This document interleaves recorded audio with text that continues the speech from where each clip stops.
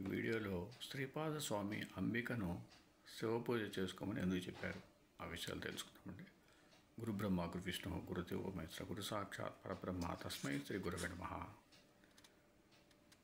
నామధారకుడు స్వామి శ్రీపాద శ్రీవల్లభులు గోకర్ణ క్షేత్రంలో ఎంతకాలమున్నారు? అసలు భగవదవతారమైన ఆయనకు పుణ్యక్షేత్ర సందర్శనం చేయవలసిన పని ఏమి? నాకు ఈ సందేహ నివృత్తి చేసి అటుపై శ్రీపాద స్వామి చరిత్ర తెలపండి అని కోరాడు. సిద్ధయోగి ఇలా చెప్పారు. శ్రీపాద స్వామి గోకర్ణ క్షేత్రంలో 3 సంవత్సరాలు నివసించి తర్వాత శ్రీశైలం వెళ్ళారు. అక్కడ 4 నెలలుండి భక్తులను అనుగ్రహించి అక్కడి నుండి నివృత్తి సంగమానికి వెళ్ళి స్నానం చేసి తర్వాత కురువపురం వెళ్ళారు. అక్కడ కృష్ణా వేణి అనే 2 నదులు కలవడం వల్ల అది ఎంతో పవిత్రమైనది. దానికి తోడు భగవంతుడైన శ్రీపాద స్వామి అక్కడ స్థిర నివాసం చేయడం వల్ల ఆ క్షేత్రం లోకవిఖ్యాతమైంది.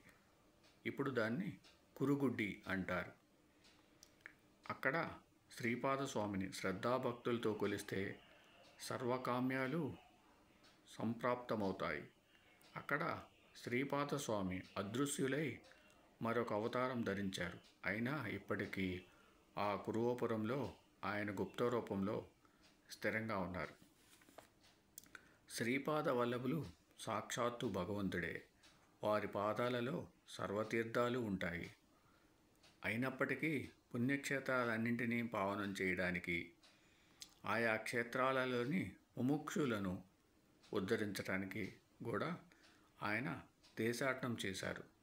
పుణ్యక్షేత్రాలు, పుణ్యనదులు తమను సేవించిన భక్తుల పాపాలు చిరకాలం కడిగివేయడం వల్ల చివరకు అవే మలినమవుతాయి. అప్పుడు శ్రీపాదుల వంటి మహాత్ముల పాదస్పర్శ వలన తిరిగి పవిత్రమవ్వాలని అవి తపించిపోతుంటాయి. ఈ విషయం శాస్త్రాలు చెప్పాయి కూడా. ఇక శ్రీపాదుల వృత్తాంతం వివరిస్తాను, శ్రద్ధగా విను. కురువపురంలో వేదవిధుడైన ఒక సద్బ్రాహ్మణుని భార్య అంబిక మహాపతివ్రత. కానీ పూర్వకర్మ వలన ఆమెకెందరో పిల్లలు పుట్టి కూడా కొద్ది కాలంలోనే చనిపోతుండేవారు. ఆమె ఎన్నో దానాలు వ్రతాలు చేసింది. ఎన్నో తీర్థక్షేత్రాలు దర్శించింది. కొంతకాలానికి ఆమెకొక కొడుకు పుట్టాడు. కానీ దురదృష్టవశాత్తు ఆ పిల్లవాడు స్తబ్దుడు, బుద్ధిహీనుడు, జడుడు అయ్యాడు. అయినప్పటికీ లేక కలిగిన అతని తల్లిదండ్రులు ఎంతో గారాబంగా పెంచుతున్నారు.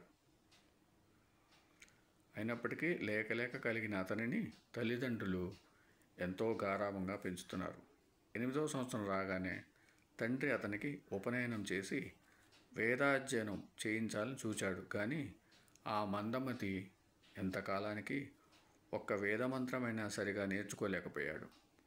ఆ మంత్రానుష్ఠానం ద్వారానైనా అతన్ని బుద్ధిమంతునిగా చేయాలని తండ్రి అతన్ని కొడుతుండేవాడు.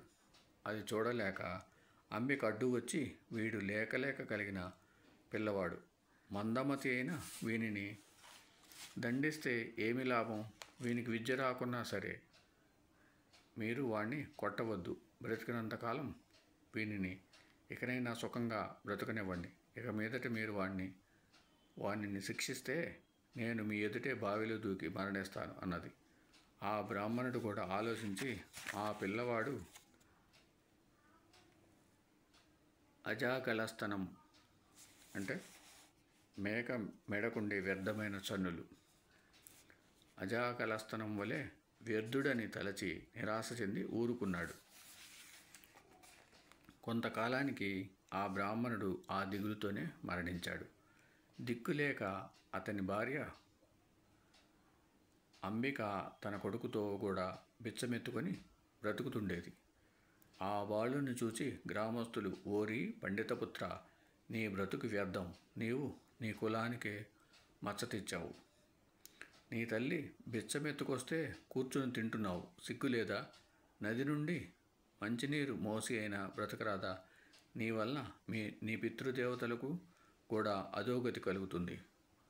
నీ బ్రతుకేమి ప్రయోజనం? పవిత్రమైన భిక్షావృత్తి నీ వంటి అసమర్థుడికి తగదు. ఇలా బ్రతికే కంటే ఈ కృష్ణానదిలో దూకి చావరాదా అని పరిహసించేవారు. చివరకు ఆ బాలుడు లోకుల పరిహాసాన్ని భరించలేక ఆత్మహత్య చేసుకోదలిచి నది వైపుకు పరిగెత్తాడు. అతనిని వారించగల శక్తిని కోల్పోయిన అతని తల్లి కూడా నిస్సహాయురాలై తాను కూడా ఆత్మహత్య చేసుకోదలిచి అతని వెంట పరిగెత్తసాగింది. దారిలో శ్రీపాదస్వామి ఎదురై అతనిని నిలిపి, బ్రాహ్మణుడా, తొందరపడవద్దు. పూర్వకర్మ వలన నీకు ఈ దుస్థితి దాపురించింది. దానికి తోడు నీవిప్పుడు బలవంతంగా మరణిస్తే నీకు బ్రాహ్మణ హత్య, ఆత్మహత్యా దోషాలు చుట్టుకుంటాయి. అవి నివారింపరానివి. అందువలన నీవు జీవించి ఎంతటి కష్టాలైన ఓరిమితో అనుభవించి దుష్కర్మ నుండి శాశ్వతంగా విముక్తుడవటం మంచిది అన్నారు. అంబిక శ్రీపాదస్వామికి నమస్కరించి, స్వామి, ఒక వంక భర్తను కోల్పోయి మరొక వంక వ్యర్థుడైన ఈ పుత్రుని వలన ఎటువంటి సద్గతి ఆశింపజాలని నన్ను చూడడమే మహాపాపంగా లోకులు పరిగణిస్తున్నారు. నేనిక బ్రతికి మాత్రం చేయగలిగిందేమున్నది అన్నది. ఆమె మాటలు విని కరుణార్ద్ర హృదయుడైన శ్రీపాదస్వామి, అమ్మ, ఆత్మహత్య వలన రాబోయే జన్మలో మరొక పాపం కూడా అనుభవించవలసి వస్తుందే కానీ వేరే ప్రయోజనమేమున్నది? కనుక నీవు మిగిలిన జీవితమంతా శివపూజలోనే గడుపు. అలా చేస్తే వచ్చే జన్మలో నా వంటి కుమారుని పొందగలవు అన్నారు. ఆమె ఆలోచించి, స్వామి, నేను మీరు చెప్పినట్లే చేస్తాను, కానీ దానివల్ల ప్రయోజనమేమో నాకు తెలియలేదు, దయచేసి వివరించండి అన్నది. శ్రీపాదస్వామి, అమ్మ, ఉజ్జయిని పట్టణాన్ని చంద్రసేనుడనే రాజు పాలించేవాడు.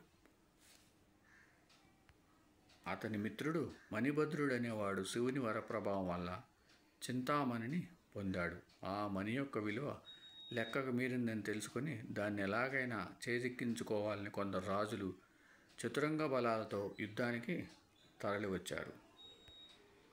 ఆ సమయంలో మణిభద్రుడు, చంద్రసేన మహారాజు ఇద్దరూ ఏకాగ్ర మనస్కులై ప్రదోషకాలంలో శివపూజ చేయసాగారు. ఒక త్రయోదశి శనివారం నాడు ప్రదోష సమయంలో వారు పూజ చేస్తుంటే చూచి ఆ పట్టణంలోని గోపపాలకులు కూడా తమ ఇండ్ల ముంగిళ్ళలో ఆకులతోనూ పూలతోనూ పూజ చేయసాగారు. వారి తల్లులు ఆ పిల్లలను భోజనం కోసం ఇండ్లలోకి లాక్కుపోయారు. వారిలో ఒకరి వద్ద నుండి వాని తల్లి పూజా సామాగ్రి లాగివేసి వాడిని బలవంతంగా లేవదీసింది. అప్పుడు ఆ బాలుడు తన శివపూజకు విఘ్నం కలిగినందుకు చాలా దుఃఖపడి ఆ దోష పరిహారానికి మరణించడానికి సంసిద్ధుడయ్యాడు. అప్పుడు విశ్వసాక్షి అయిన పరమేశ్వరుడు అతనికి ప్రత్యక్షమై వరం కోరుకోమన్నాడు. ఆ బాలుడు ఆ దివ్యమూర్తికి ప్రణామం చేసి తన తప్పును మన్నించమని ప్రార్థించాడు. శివుడు, వత్స, భక్తి చేత నీవు నా సాయుధ్యం పొందగలవు. నీ తల్లి తెలియక అపరాధం చేసింది. అయినా నీ అర్చనా విధానం చూచింది కనుక మరుజన్మలో విష్ణు జనని అవుతుంది అని వరమిచ్చి అంతర్ధానమయ్యాడు. అక్కడున్న లింగము దివ్య తేజస్తో వెలిగిపోతున్నది. యుద్ధానికి వచ్చిన రాజులంతా ఇది చూచి సూర్యుడు రాత్రిపూట కూడా ప్రకాశిస్తున్నాడని తలచారు.